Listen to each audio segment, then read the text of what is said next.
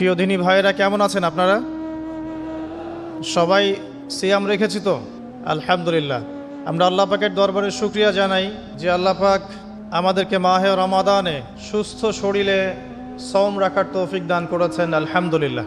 রমাদান মাস কি কারণে মহিমান্বিত? রমাদান মাসে এমন কি হয়েছে যেই কারণে রমাদান মাসকে আমরা সম্মান করি, সওম রাখি এবং রমাদান মাসকে কেন্দ্র করে আমরা বিভিন্ন নেক আমল করে থাকি? এর বিশেষ ঘটনাটা কি, বিশেষত্ব কি? আল্লাহ পাক এর উত্তর দিয়েছেন সূরাতুল বাকারা এর 185 নম্বর আয়াতে।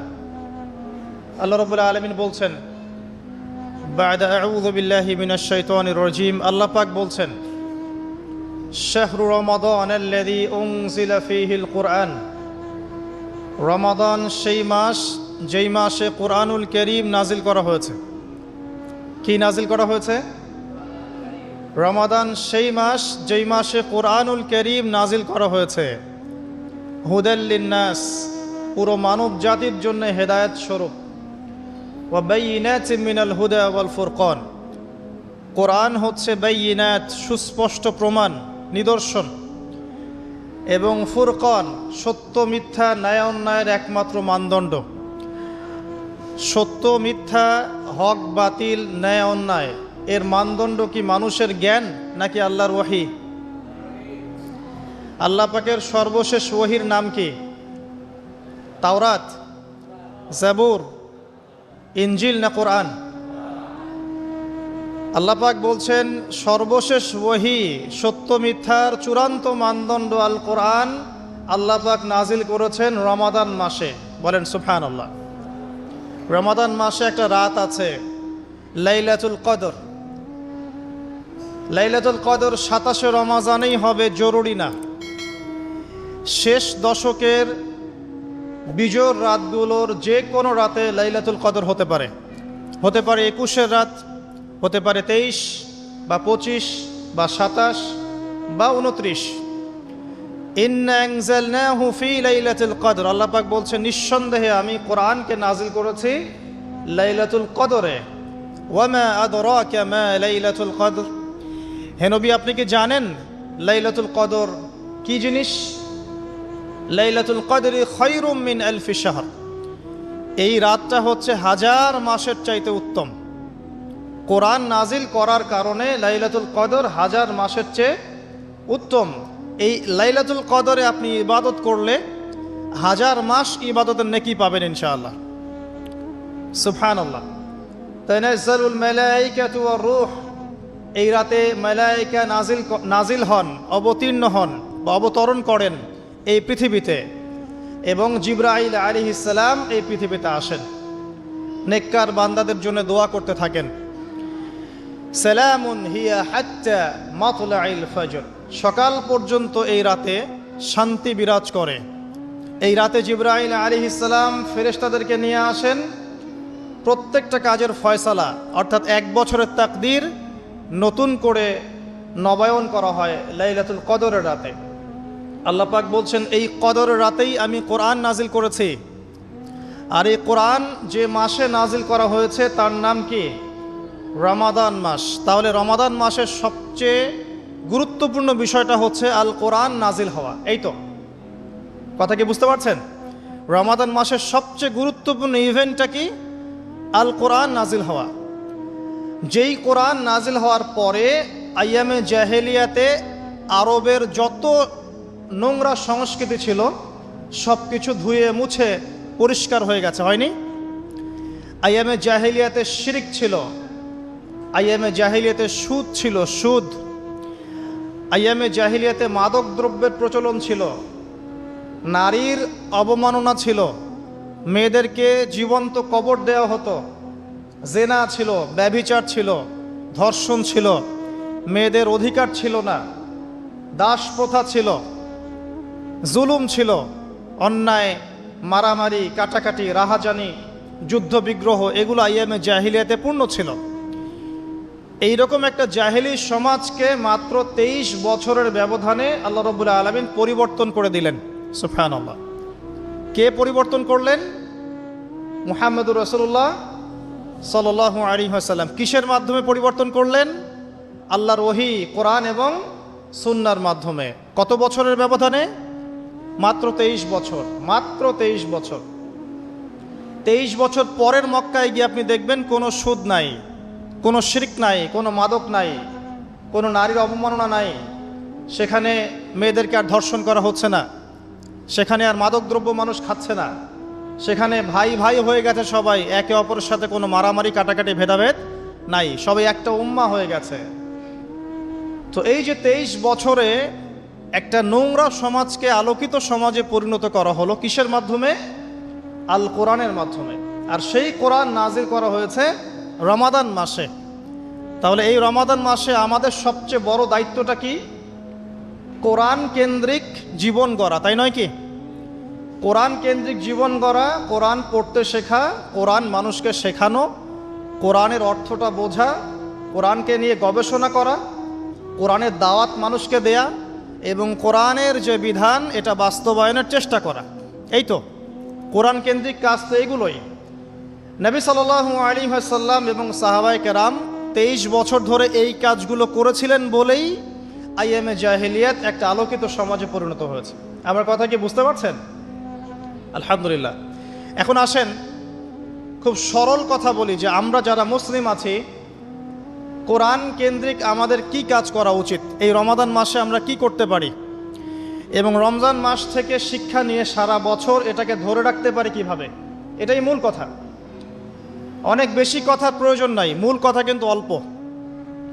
রমাদান মাসে আমাদের প্রথম দায়িত্ব হচ্ছে আল কোরআন পড়তে শেখা। আমরা কারা কারা কোরআন পড়তে জানি? হাত উঁচু করে একটু। মাশাআল্লাহ, বেশিরভাগ মানুষই কোরআন পড়তে জানেন, আলহামদুলিল্লাহ। জাযাকুমুল্লাহ খায়রান, আল্লাহ পাক আপনাদেরকে বারাকাত দান করুন, দোয়া করি। প্রথম কাজ কোরআন পড়তে শেখা। পড়তে জানেন, আলহামদুলিল্লাহ। তবে আমি কিছু কথা বলি যেগুলো শুনলে হয়তো আপনার কাছে মনে হবে যে আরো ভালো করে পড়া শেখা উচিত।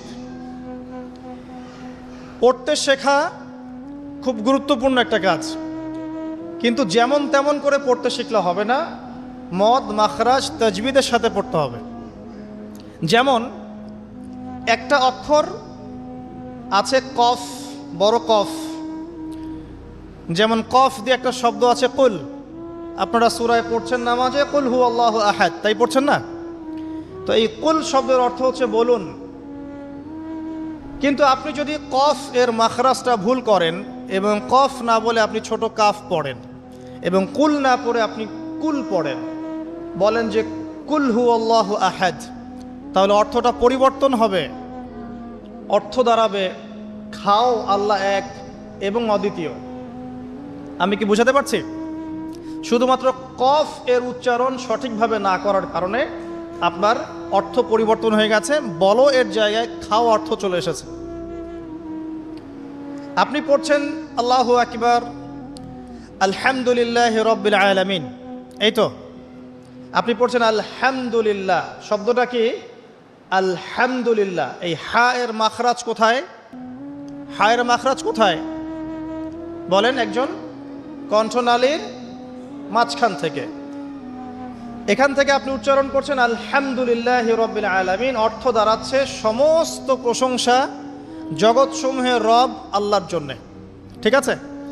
কিন্তু আপনি এই হায়ে হুত্তির জায়গায় যদি হায়ে হাওয়াস পড়েন, যার মাখরাজ অন্য জায়গা থেকে, আপনি পড়ছেন ফর এক্সাম্পল আলহামদুলিল্লাহি রাব্বিল আলামিন, যেমনটা অনেকেই পড়ে থাকে। কেমন আছেন? আলহামদুলিল্লাহ ভালো আছে, তাই না? কেমন আছেন? আলহামদুলিল্লাহ ভালো আছে।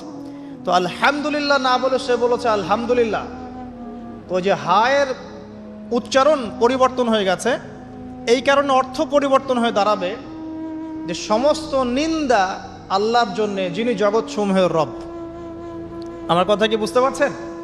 শুধু হা এর মাখরাজ ভুল হওয়ার কারণে এই সমস্যা হলো। তাই যারা পড়তে শিখেছি আরো ভালো করে পড়তে শিখি, মদের সাথে, মাখরাজের সাথে, তাজবিদের সাথে সমস্ত নিয়মকানুনগুলো আবার চর্চা করি, যাতে আপনার তিলাওয়াতটা 100% বিশুদ্ধ হয়। আল্লাহ পাক তৌফিক দান করুন। ফর এক্সাম্পল একটা উদাহরণ দিচ্ছি, আলিফ লাম মিম, সূরা বাকারার প্রথমে আছে না আলিফ লাম মিম? এই আলিফ লাম মিমের অর্থ আছে, কিন্তু আল্লাহ ছাড়া এই অর্থ কেউ জানেন না। এর অর্থ আমরা করতে পারবো না, কিন্তু অর্থ আছে। যালিকাল কিতাব লা রাইবা ফিহ, এটা এমন একটা কিতাব যে কিতাবের মধ্যে কোনো সন্দেহ নাই, কোনো সন্দেহ নাই। এই যে নাই এর অর্থটা হচ্ছে লা মানে নাই, লা রাইবা কোনো সন্দেহ নাই, রাইব মানে সন্দেহ, লা মানে না, লা রাইবা কোনো সন্দেহ নাই, ফিহি এর মধ্যে মানে এই কিতাবের মধ্যে। এখানে লায়ের উপর কি মদ আছে? লায়ের উপরে কি মদ আছে না? লাকে টানতে হবে না? কি বলেন? লাকে টানতে হবে না? লাকে টানতে হবে, লা রাইবা ফি, লাকে টানতে হবে। এই যে বলি আমরা লা ইলাহা, লাই টান নাই? লা ইলাহা লাই টান আছে না? আছে। ইল্লাল্লাহ, কোনো ইলাহ নেই আল্লাহ ছাড়া। তো এই যে আপনি পড়ছেন লা রাইবা ফি, ঠিক আছে, কিন্তু আপনি যদি মদটাকে ভুল করেন এবং আপনি পড়েন যালিকাল কিতাব লা রাইবা ফি, লায়ে কি করেন নাই? মদ করেন নাই, লাই আপনি টানেন নাই, কিন্তু পড়েছেন যালিকাল কিতাব লা রাইবা ফি। অর্থ কি হবে? অর্থ হবে এটা এমন একটা কিতাব যে কিতাবে অবশ্যই সন্দেহ আছে। আমি মনে হয় বুঝাতে পারছি না। তখন অর্থ দাঁড়াবে এমন যে এটা এমন একটা কিতাব যেই কিতাবে অবশ্যই সন্দেহ আছে। যদি আপনি লায়ে টান না দেন তাহলে অর্থ পরিবর্তন হবে। আপনি পড়ছেন কুল ইয়া আইয়ুহাল কাফিরুন, বলুন হে কাফেররা, লা আ'বুদু, আমি ইবাদত করি না, মা তা'বুদুন, যার ইবাদত তোমরা করো বা তোমরা করছো। এখানেও লায়ের মধ্যে মদ আছে, লা আ'বুদু মা তা'বুদুন। কিন্তু আপনি যদি মদ না করেন, যদি পড়েন কুল ইয়া আইয়ুহাল কাফিরুন লা আ'বুদু মা তা'বুদুন, অর্থ কি হবে? বলুন হে কাফেররা, বলুন হে নবী হে কাফেররা, আমি অবশ্যই তার ইবাদত করি যার ইবাদত তোমরা করো। নাউযুবিল্লাহ। আমি কি বুঝাতে পারছি ভাই? অক্ষরের পরিবর্তনের কারণে, উচ্চারণের পার্থক্যের কারণে, টান কম বেশি হওয়ার কারণে কোরআনের অর্থ ঈমান থেকে কুফরির দিকে যেতে পারে। কথা কি বুঝতে পারছেন? অতএব যারা কোরআন তেলাওয়াত করা শিখেছেন আবারও শেখেন, শেখার কোনো শেষ নাই। যদি এখন আমি কোরআন তেলাওয়াত আপনাদেরকে ধরি, দেখা যাবে অনেকের তেলাওয়াত ভুল পাওয়া যাবে, পাওয়া যাবে না? অতএব এই রমজান মাসটাকে কাজে লাগান, রমজান মাসে কোরআন তেলাওয়াত করা শেখেন।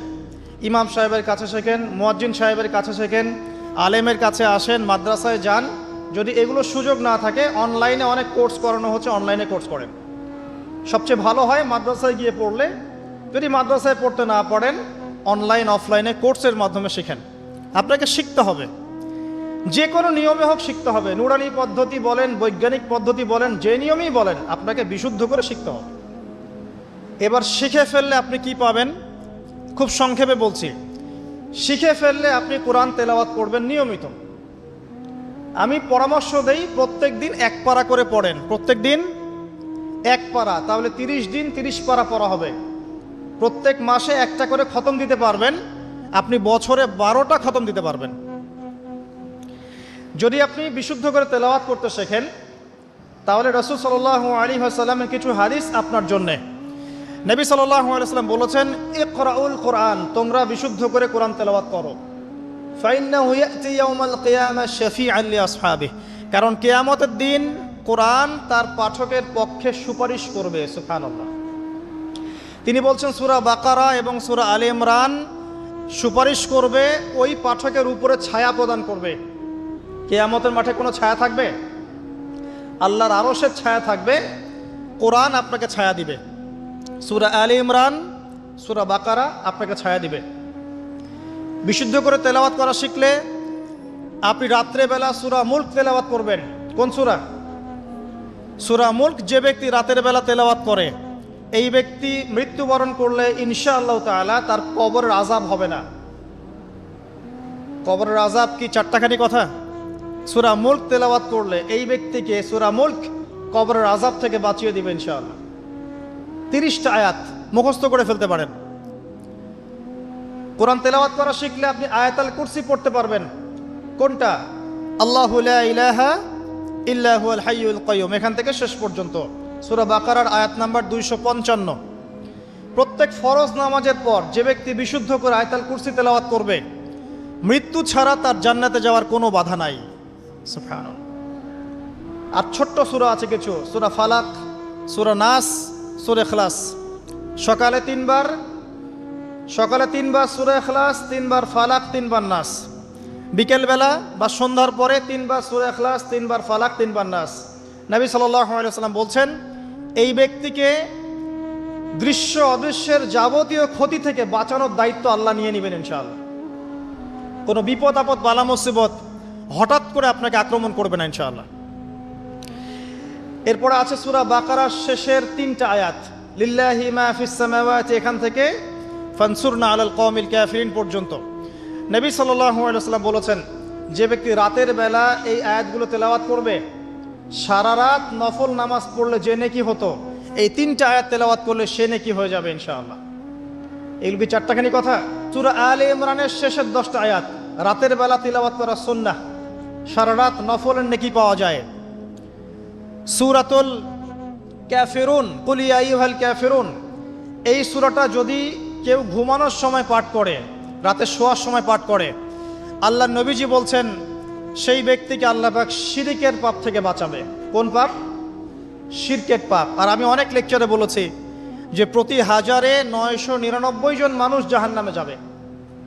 প্রতি 1000-এ 999 জন মানুষ জাহান্নামে যাবে।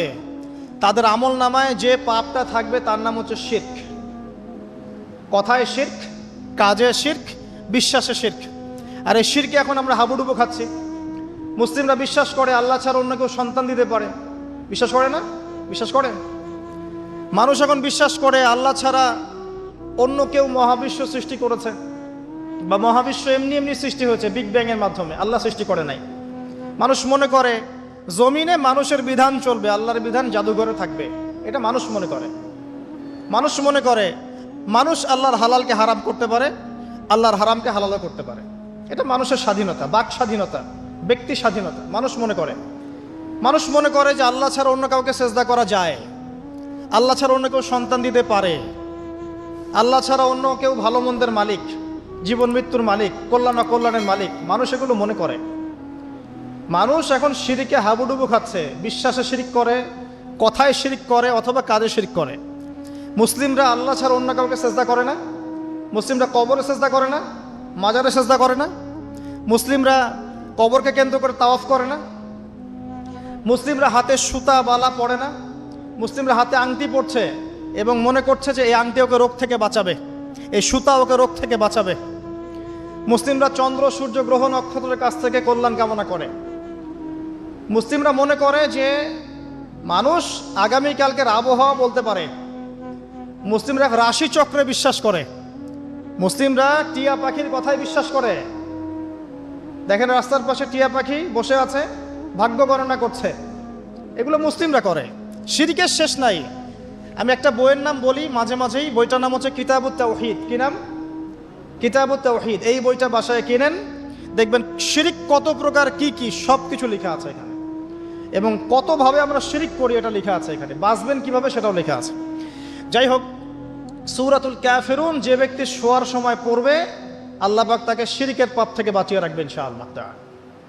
আল্লাহ পাক শিরকের একটা গোপন পাপ আছে, গোপন শিরক, রিয়া, মানুষকে দেখানোর জন্য আমল করা, লোক দেখানো আমল। এটা থেকেও আল্লাহ পাক বাঁচাবে সেই ব্যক্তিকে, যে ব্যক্তি সূরা কাফিরুন রাতের বেলা তেলাওয়াত করবে ঘুমানোর সময় ইনশাআল্লাহ তাআলা। আর অনেক সূরা আছে। কারো যদি চোখ লাগা, বদনজর, জিন ঘটিত কোনো সমস্যা হয়, সূরা জিনের প্রথম 10টা আয়াত পরে দম করে ফু দিবেন, দেখবেন ইনশাআল্লাহ রোগী ভালো হয়ে গেছে ইনশাআল্লাহ।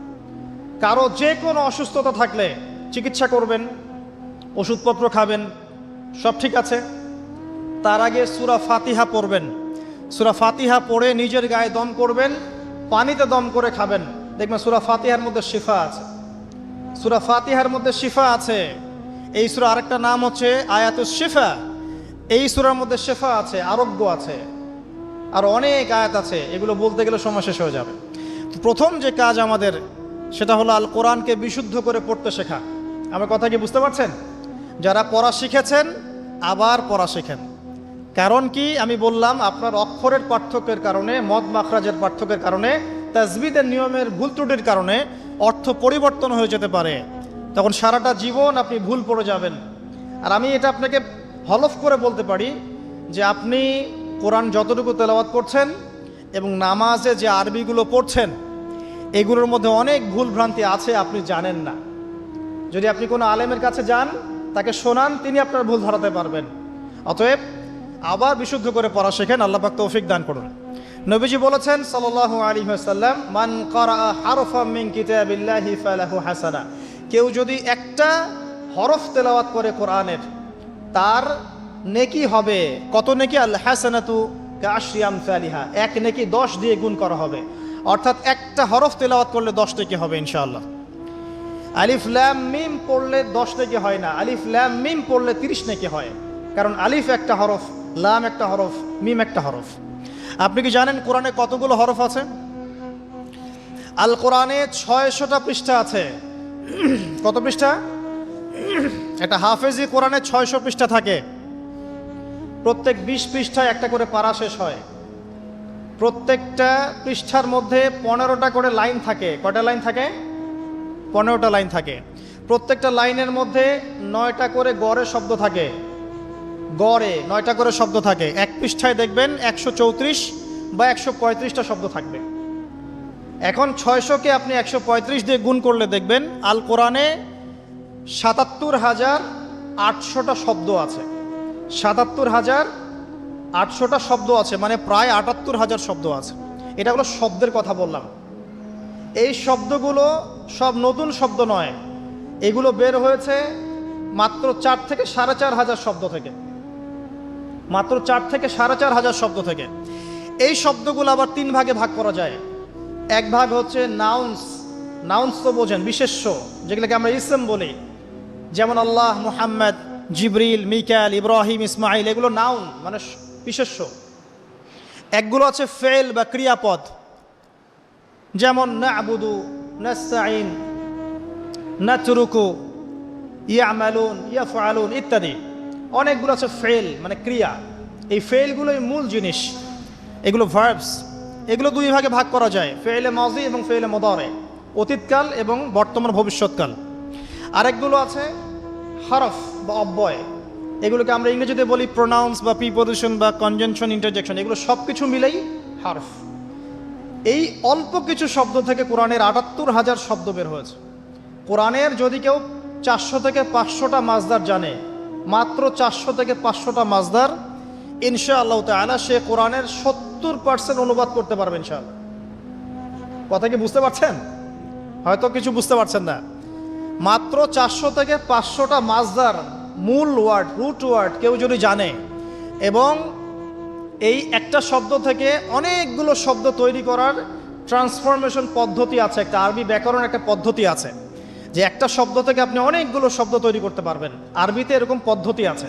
এই পদ্ধতিটা যদি সে জানে এবং এই সিনোনিমসগুলো, ভোকাবুলারিগুলো মনে রাখতে পারে, মাজদারগুলো মনে রাখতে পারে, ইসিমগুলো মনে রাখতে পারে, হরফের ব্যবহারগুলো জানে, সে ইনশাআল্লাহ তাআলা অল্প সময়ের মধ্যে 70% কোরআনের অনুবাদ করতে পারবে ইনশাআল্লাহ।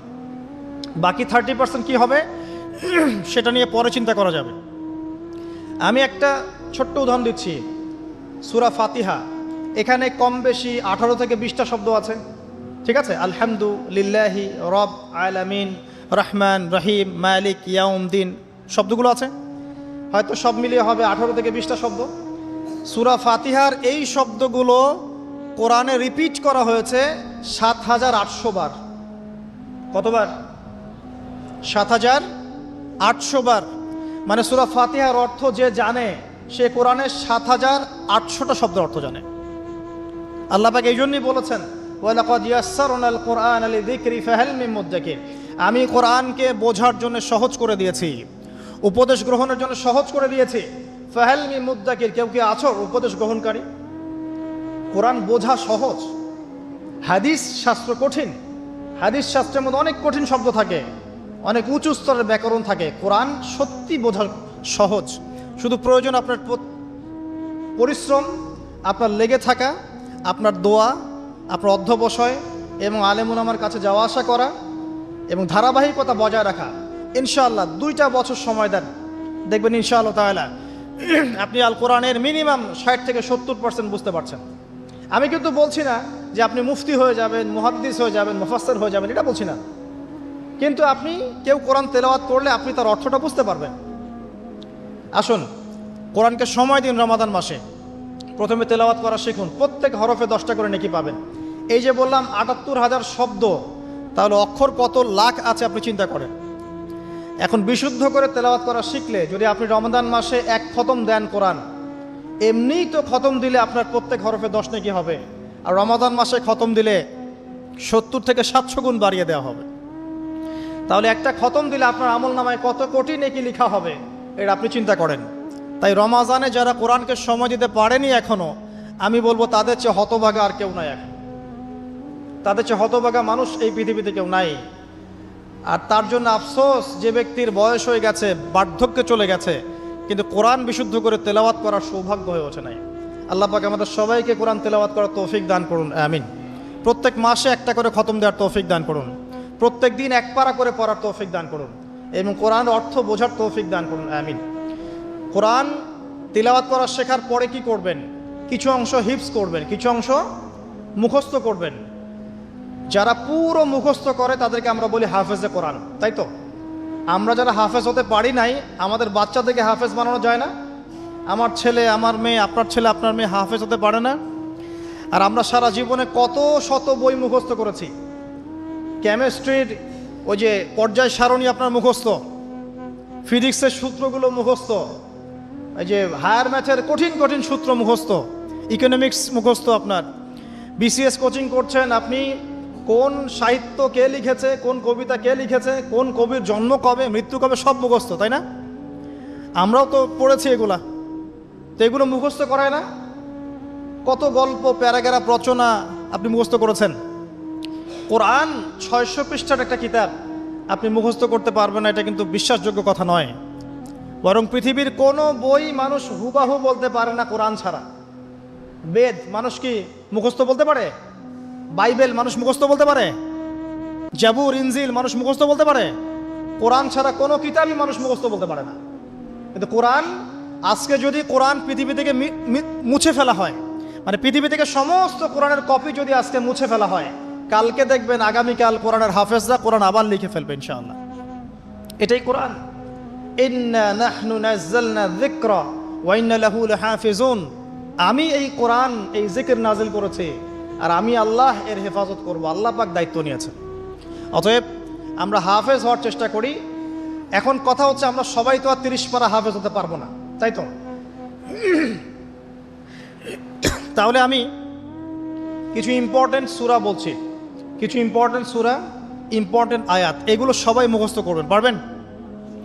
1 নম্বর সূরা ফাতিহা, 2 নম্বর সূরা বাকারার প্রথম 5টা আয়াত, এরপর সূরা বাকারার 255 নম্বর আয়াত, আয়াতুল কুরসি, এরপর সূরা বাকারার শেষের 3টা আয়াত, এরপর সূরা আলে ইমরান শেষের 10 আয়াত, এরপর সূরা কাহফ প্রথম 10 শেষ 10, এরপর সূরা জিন প্রথম 10, এরপর সূরা মুমিনুন শেষের আয়াতগুলো, শেষের 10টা আয়াতের মতো, সূরা ফুরকান শেষের কিছু আয়াত, সূরা ফালাক, সূরা নাস, সূরা ইখলাস, সূরা কাফিরুন, এগুলো পড়া যাবে না? সূরা হাশর শেষের 3টা আয়াত, সূরা হাশরের শেষের আয়াতগুলো, সূরা হজের শেষের আয়াতগুলো। এরপরে আপনি পড়বেন সূরা তাহার কিছু আয়াত, তারপরে আছে সূরা বনী ইসরাইল এর কিছু আয়াত, সূরা মুলক মুখস্থ করবেন, সূরা মুলক। আর 2টা সূরা অবশ্যই মুখস্থ করবেন, সূরা আর রহমান, সূরা ইয়াসিন। এতটুকু পড়া যাবে না? খুব বেশি পড়া দিলাম? আচ্ছা, এই রমজানে না পারি, এই রমজান থেকে আগামী রমজান আসা পর্যন্ত পারা যাবে না? পারা যাবে ইনশাআল্লাহ তাআলা। আল্লাহ পাক আমাদের সবাইকে কোরআনের মিনিমাম 1 পারা হিফজ করার তৌফিক দান করুন, আমিন। আর আমাদের বাচ্চাদেরকে আল্লাহ পাক কোরআনের হাফেজ হিসেবে কবুল করুন, বড় আলেম হিসেবে কবুল করুন, আল্লাহর দিনের বড় দায়ী এবং মুজাহিদ হিসেবে কবুল করুন, আমিন। এরপর কি কাজ? কোরআনের অর্থ বুঝতে হবে। বারবার একটা কথা বলি যে কোরআন তেলাওয়াত করলে প্রত্যেক হরফে 10 নেকি হবেই, অথবা 70 নেকি হবে, অথবা 700 নেকি হবে। কিন্তু অর্থ না বুঝলে কোরআনের মৌলিক হকটা আদায় হবে না। কিভাবে? যেমন আমি যদি বলি ওয়ালা তাকরাবু জিনা, কতজন এর অর্থ বুঝেছেন? হাত তোলেন দেখে। এই কয়েকজন অর্থ বুঝেছেন, বাকিরা বোঝেন নাই। যারা বোঝেন নাই তাদেরকে যদি আমি এখন বলে দেই যে ভাই বা চাচা, ওয়ালা তাকরাবু জিনা এর অর্থ হচ্ছে জেনার ধার কাছেও যেও না, এবার কি সে অর্থ বুঝতে পারে নাই? এখন এই যে সে অর্থটা বুঝতে পারলো, সে কি এই আয়াত থেকে হেদায়েতটা পেয়েছে না? জেনার কাছে যাওয়া যাবে না শিক্ষাটা পেয়েছে না? যদি অর্থটা না বুঝতো, সে কি শিক্ষা পেত না। যদি আমি বলি ইত্তাকুল্লাহ ওয়া যারু মা বাকিয়া মিনার রিবা, আল্লাহকে ভয় করো, সুদের অবশিষ্ট অংশ ছেড়ে দাও, ওয়া ইল্লাম তাফআলু ফা'যারু বিহারবিন মিনাল্লাহি ওয়া রাসূলিহি, যারা অর্থ জানে না তারা কি হেদায়েত পেয়েছে? পাবে। কিন্তু যারা অর্থ বুঝেছে তারা বুঝতে পারবে যে হ্যাঁ, আল্লাহ এখানে বলছেন যে ব্যক্তি সুদ খায় সে যেন আল্লাহ এবং তার রাসূলের সাথে যুদ্ধের ঘোষণা শুনে রাখে। কোরআনের অর্থ নিয়ে ওরা গবেষণা করে আমাদের বিরুদ্ধে বিভিন্ন কূটকৌশল চালছে, আর আমরা মুসলিমরা কোরআনের অর্থ বুঝতে যাচ্ছি না। এক শ্রেণীর মানুষ মনে করে যে কোরআনের অর্থ বুঝলে কিছু মানুষের ভাত আর টিকবে না জমিনের মধ্যে। কিছু মানুষ মনে করে যে কোরআনের অর্থ যদি সবাই বুঝে ফেলে তাহলে এক শ্রেণীর মানুষের ধর্ম ব্যবসা টিকবে না। আল কোরআনুল কারীম নির্দিষ্ট কিছু মানুষের জন্য নয়, পুরো মানব জাতির জন্যেই। একজন অমুসলিম কি কোরআন পড়ে হেদায়েত পেতে পারে না? একজন হিন্দু ভাই সে কোরআন পড়ে কি এক ঈশ্বরে বিশ্বাস করে ইসলাম কবুল করতে পারে না? তো কোরআন থেকে হেদায়েত পেতে হলে তো